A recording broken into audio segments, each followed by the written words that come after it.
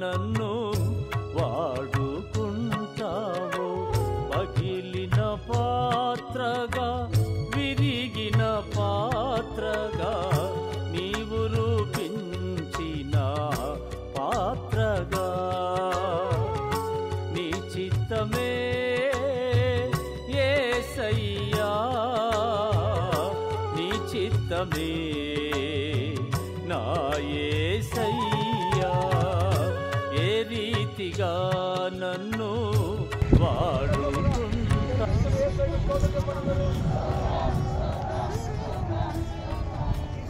పాపికి రక్షణ కలుగుతుంది. చెప్పండి.